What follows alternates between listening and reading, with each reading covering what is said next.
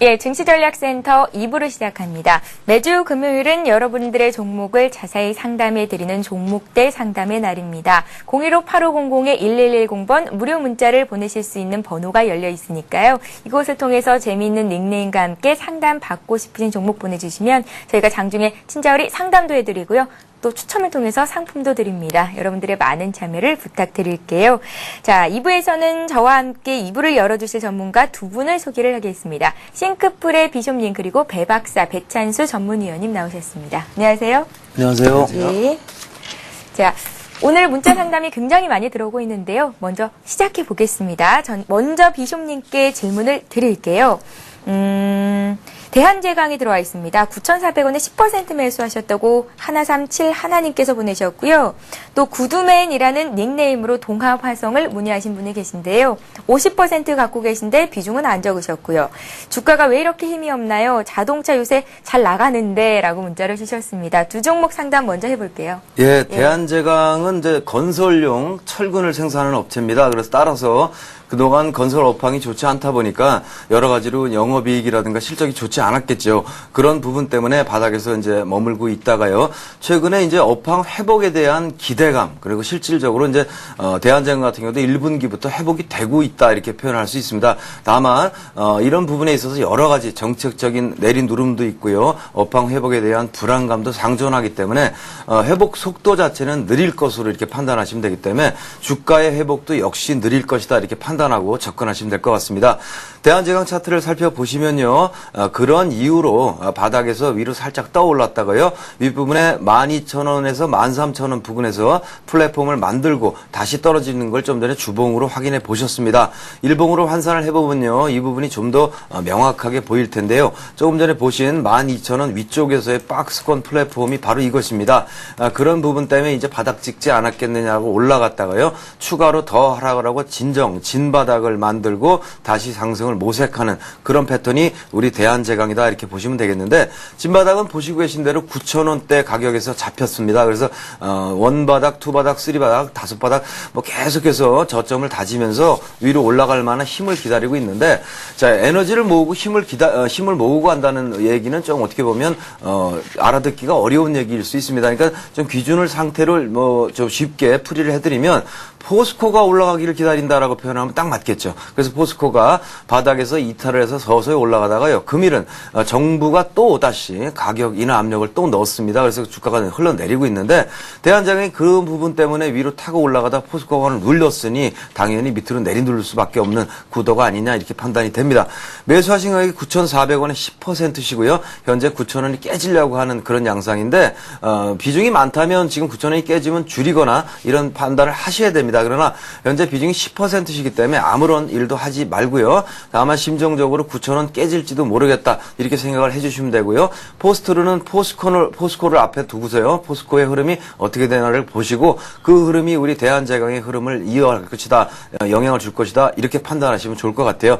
따라서 조금 더 내려가서 이전 바닥인 9,000원 부근 이하로요. 다운되면서 9,000원 살짝 아래로 내려간다면 현재 비중이 10%시고 본인이 중기적인 투자를 관점을 가지시는 분이라면 추가 매수를 감행하시기 바랍니다. 그리고 중기적으로요. 바닥권 이탈을 해서 업황 회복을 기대하시고 목표가는 13,000원 잡으시면 되고요.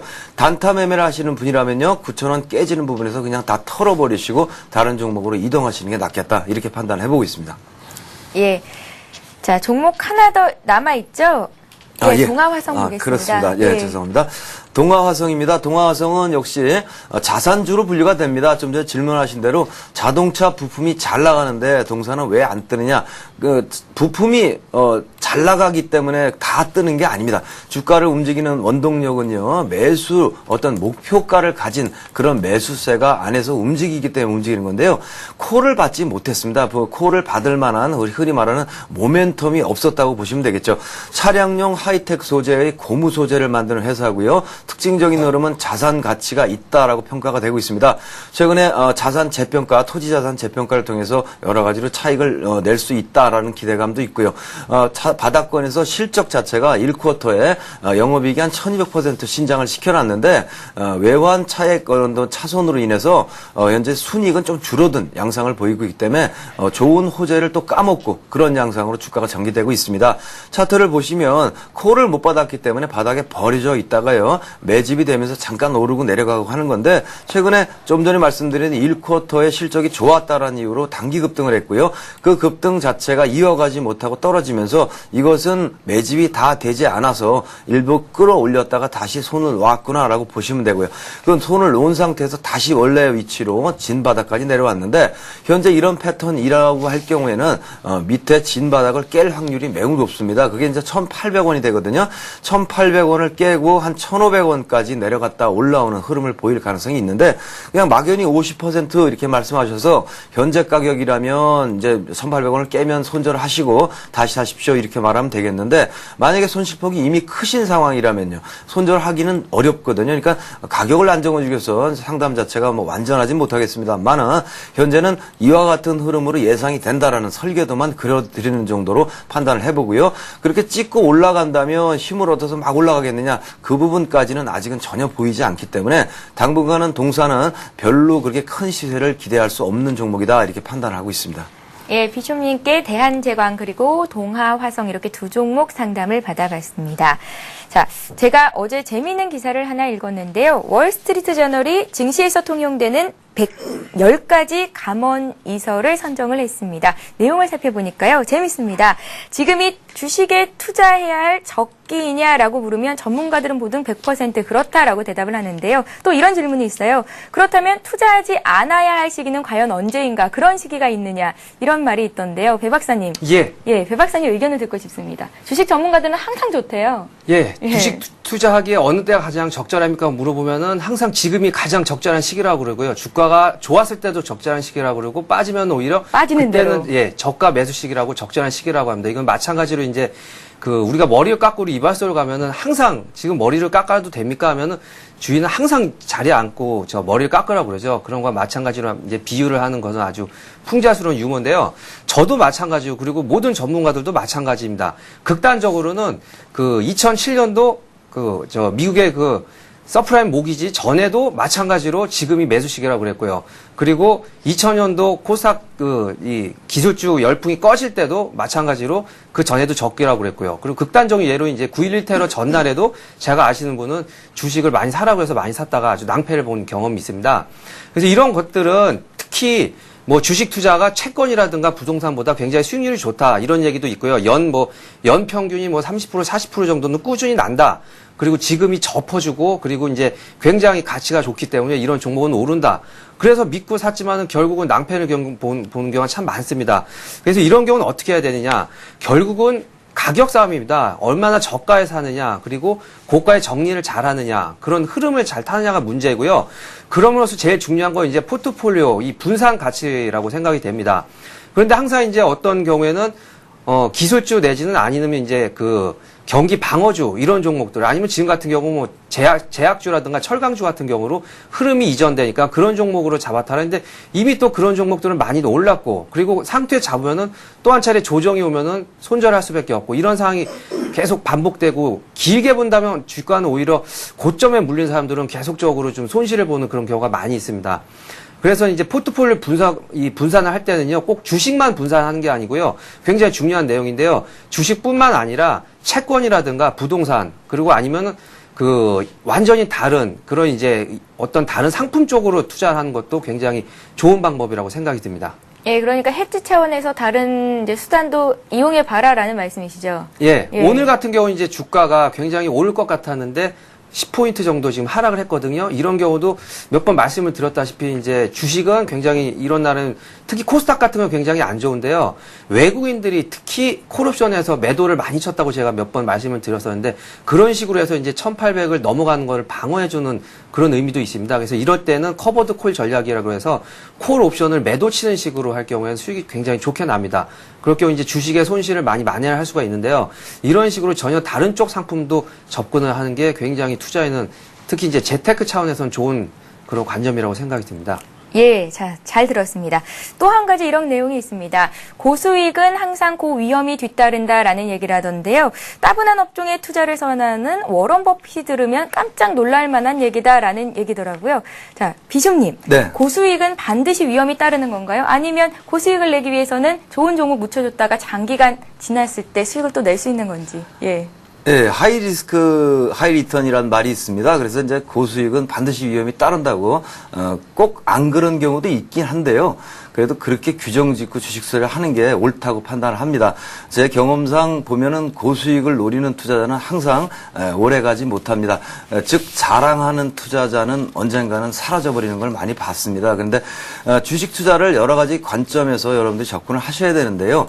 하나의 이벤트로 보시는 분들은 늘 고수익만 노리십니다. 그래서 흔히 말하는 현금 비중이라는 부분을 중시 여기면서 현금 확보를 했다가 기회가 오면은 어떤 종목으로 몰빵 투자를 하고요. 그러고 나서 고수익을 뽑아내고 빠지고 쉬었다가 다시 또 들어가고 이게 투자라고 생각하시는 투자자가 있고요. 또 하나는 이벤트가 아닌 일상이라고 생각하시는 분이 있습니다. 현금 비중을 언제나 비슷하게 유지를 하시면서 종목별로 애시당초 고수익 종목은 노리지는 않는 거죠. 그러니까 그런 식으로 사이사이로 피해가는 매매가 있는데 중요한 점 한 가지는 질문의 요지를 우리가 생각을 해보면 예. 하이 리스크는 하이 리턴이냐 그러면 반드시 그렇다고 저는 뭐 생각을 하고 있습니다. 그래서 그 부분을 피하는 방법은요. 고수익을 안 노리면 됩니다. 실제로 주식이라는 건 복리 게임이기 때문에요. 10%씩 손해 없이 계속 쌓아가는 걸 전자계산기로 한 번씩 두드려 보십시오. 손해를 보지 않고 한 번에 베팅하면 10%씩 계속 수익을 복리로 늘려 나가시면 정말 고수익이라는 부분이 달성되는 걸 보실 수 있고요. 고수익을 쫓느라고 수익 보고 마이너스 나고 그러니까 100만 원 가지고 50% 수익 내고 그다음에 50% 손해 나면요. 100만 원이 그대로 있을 것 같지만 75만 원밖에 안 남게 된다는 기본적인 논리를 보실 때 하이 리스크 하이 리턴 투자는 옳지 않다 이렇게 생각하고 있습니다. 예. 자, 비쇼님께서는 항상 비유적인 표현을 굉장히 많이 사용하시는데요. 오늘 저한테 이 말씀이 마음에 와닿습니다. 주식 투자는 이벤트가 아니라 일상이다. 일상처럼 생각하고 투자한다면 고수익을 노릴 위험도 좀 적어지겠고요. 리스크도 그만큼 감소가 되는 거겠죠. 자, 이번에는 종목 상담을 바로 또 이어가겠습니다. 배 박사님께 드리겠는데요. 서울 반도체를 사신 분이 계십니다. 세월아 님께서 사셨는데 주식 초보라서요. 1등 종목에 들어갔습니다. 코스피가 아니라 코스닥 1등 종목에 들어가셨어요. 43,800원에 20% 사셨고요. 녹십자 갖고 계신 분 7911님 109,000원에 30% 갖고 계십니다. 서울 반도체부터 살펴주세요. 예, 예. 서울 반도체는 이제 코스닥의 대표적인 그런 이제 LED 반도체 업종이라 할 수가 있고요. 녹십자 같은 경우는 오히려 이제 약간 경기 방어주 비슷하면서 제약주라고 할 수가 있습니다. 서울 반도체 굉장히 이제 좋은 종목이고요. 우량한 종목 잘 들어가셨는데 아까 전에도 말씀드렸다시피 어떤 분은 그 굉장히 좋은 회사를 고점에 들어가서 이 주식으로 인해서 손해를 봤다 이렇게 생각하시는 분도 계시고 어떤 분은 저점에 들어가서 별로 안 좋은 회사지만 또 이익을 보고 그렇게 나오는 경우도 있습니다. 이분 같은 경우에는 타이밍적으로 썩 좋지는 않지만 그래도 괜찮은 편에 들어갔습니다. 보면 이제 차트를 먼저 들여다보면은 5만원 고점을 찍고 최근에 이제 LED가 뭐 그 굉장히 공급 과잉이라고 그런 우려 때문에 많이 하락을 했고 그리고 코스닥 지수가 한 20포인트, 500선에서 480포인트까지 계속 내려가면서 이제 종목 하락과 함께 이제 이 지수 하락과 함께 갑자기 하락을 했는데요. 어쨌든 LED 분야의 국내 1위고 세계 4위의 시장 점유율을 가지고 있는 회사고요. 실적이 굉장히 좋게 나왔습니다. 1분기에 이어서 2분기도 영업이익이 140%나 증가를 해서 오늘 같은 경우는 이제 코스닥 지수가 하락함에도 불구하고 깜짝 실적에 의해서 약간 상승을 했는데요. 얼마 전에 이 종목을 상담을 한 것 같은데 약 4만 원 초반에서 다시 한번 그러니까 5월 25일 날 저점 가격이 4만 원 초반인데 이 4만 원 초반에 다시 한번 매수를 해주면은 무난히 반등하면서 한 10% 내지 20% 정도 이제 상승 효과를 입을 수 있다 이렇게 말씀을 드렸는데요. 4만 3,800원 정도면은 크게 수익은 못 보겠지만 하여튼 4만 5천 내지 4만 6천 원 정도 아니면 조금 더 강하게 올라간다면 한 4만 7천 원까지 약 5%에서 한 10% 정도 수익은 가능해 보이라고 보입니다. 그래서 이런 종목들도 어느 정도 고점에서 들어가지만 않으면요 충분히 나한테 수익을 주는 종목이고 초보이기 때문에 코스닥의 1등 종목을 들어가신 건 참 잘한 그런 선택이라고 생각이 듭니다. 그리고 다음으로 넘어가서 녹십자 상담을 드리겠습니다. 예, 배 박사님, 녹십자는 간단히 좀 짚어주세요. 예. 예. 녹십자 들어가는 타이밍이 깜짝 놀랐는데 저도 10만 9천 원이면요 그 5월 달 굉장히 저점에 들어갔습니다. 약 30% 정도 어마어마한 수익이 나 있는 상태인데 이 회사도 뭐 폭발적인 매출이 증가했습니다. 그 이유는 신종 플루 확산에 의해서 국내 유일한 백신 시설 갖추고 있기 때문에요. 지속적으로 갖고 있어도 무난해 보이고 그리고 계속적으로 재료가 있습니다. 뭐 동남아라든가 남미 수출도 가능해 보이고 2011년에는 외형 확대에 따라서 M&A 기회도 모색 중이기 때문에요. 연말까지 꾸준히 가지고 계시면 한 50% 정도까지도 그러니까 15만 원까지도 무난히 가리라 이렇게 보이십니다. 예. 자, 이렇게 해서 2부 종목 상담 시간은 여기서 마치겠습니다. 오늘 많은 분들께서 문자 참여해 주고 계신데요. 재미있는 닉네임도 많이 들어옵니다. 환희님, 부산 왕초보님, 돼지맘님, 떡보님도 오셨는데요. 여러분들께서 지금 보내주신 종목들 되도록 다 상담해 드리도록 하겠습니다. 많은 참여를 부탁드리고요. 이어지는 3부에서도 종목 상담은 이어집니다. 저희는 잠시 뒤 3부에서 뵙겠습니다. 고맙습니다.